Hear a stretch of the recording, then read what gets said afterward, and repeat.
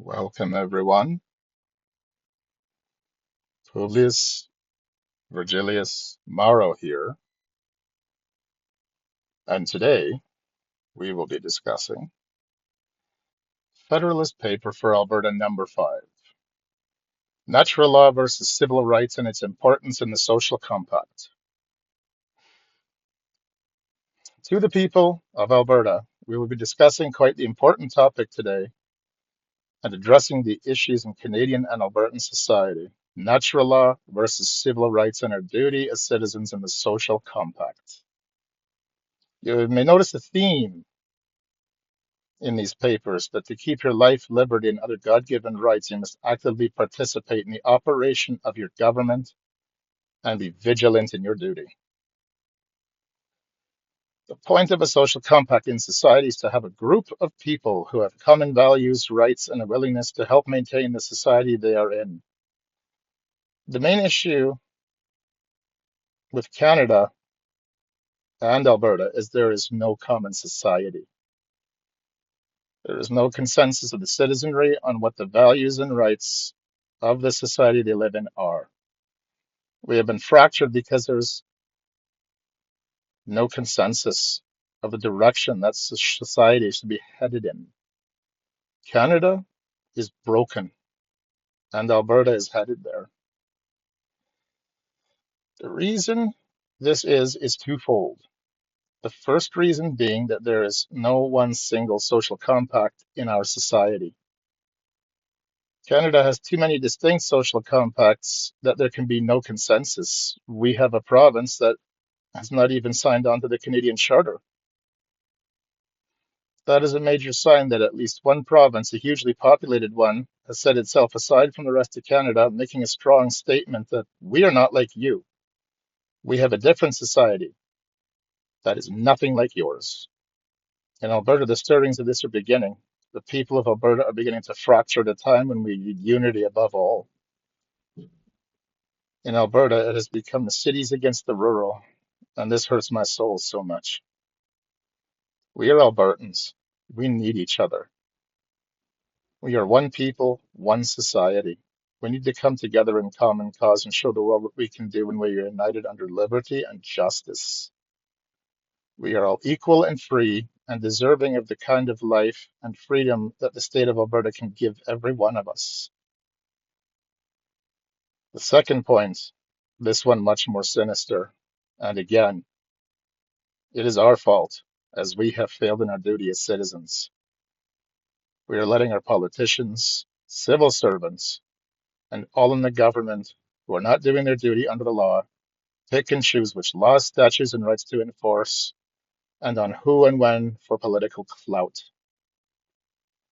The duty of anyone who serves the people is to apply the laws, statutes, and rights equally to every member in that society.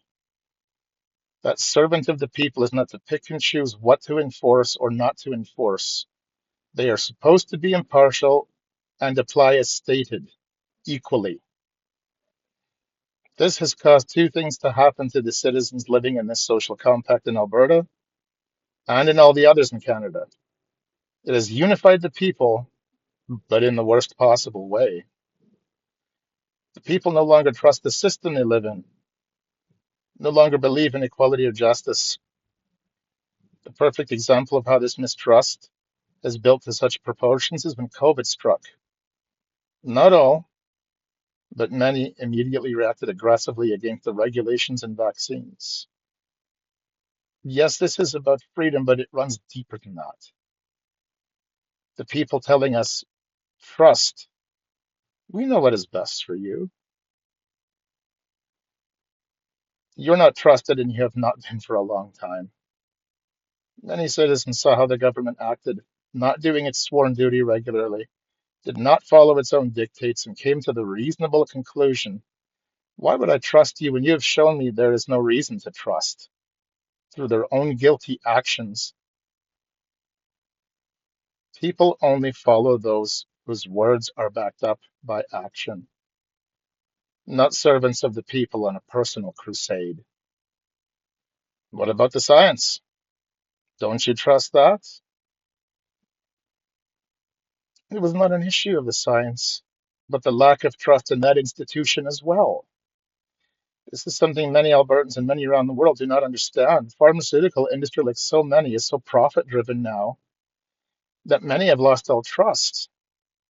The human race is so close to using the efficacy of penicillin, it is frightening.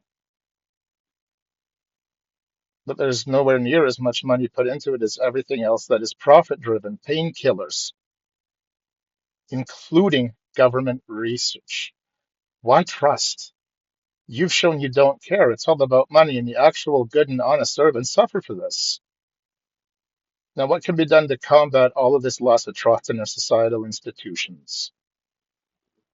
We need to bring back the lost sense of community in our social compact and realize that the God-given rights that we all have are truly for all of us. We all have them. That as human beings, we all deserve the same rights. Even with a document such as the United States Constitution, there may be some help required to ensure that those rights are equally protected and available to all. This is where civil rights come in. Civil rights are used as a tool to ensure God-given rights are adhered to. Natural, God-given rights, the ones you are born with, work in conjunction with civil rights to complement each other. There is a danger with civil rights. They should never contradict natural rights. When crafting civil rights, there should never be a way to marginalize or restrain the natural rights of any other citizen. There should never be a situation where a citizen's rights are deprived or minimized to elevate another. Canada is the only country in the Western world to have a compelled speech law. This is a gross violation of our natural rights as citizens, as is the entire Canadian Charter of Rights and Freedoms. Every right has an exception. Logically speaking, you have no rights. The society of the founding fathers of the United States would have found much of our society quite ridiculous. They would have seen us as fragile, especially in the case of compelled speech laws. It is a citizen's God-given right to say anything you want. It should not matter if your feelings are hurt. Well, what if you hurt someone's feelings? Should a law be made to constrain you? It opens a very dangerous door of overreach. This is the inherent danger of civil rights. If not made with the entire social compact's consent and restrictions of government power, it can lead to gross miscarriages of justice and violation of rights. The consent of the social compact is not politicians, not administrators, not civil servants. It is the people. And we, as citizens, have utterly failed. I keep hammering the point of citizen participation because it is vital to a society to function the way it is meant to. We do not need the government to gift us rights, but to protect the rights of all with our God-given natural rights. Their job is to protect them, not dictate what group gets them. As always, I leave you with a quote to think upon. This is such an important subject, the rights of the individual and how it is meant to apply to everyone in society, and what happens in that society when trust and the servants of that society are lost. A body of men accountable to nobody ought not to be trusted by anybody. Thomas Paine. I feel that this topic is so important. I leave you to dwell on this quote as well. Whenever the people are well informed, they can be trusted with their own government, that when things get so far wrong to attract their notice, they may be relied upon to set them to rights. Thomas Jefferson. Be not afraid, for I am with you. Virgil.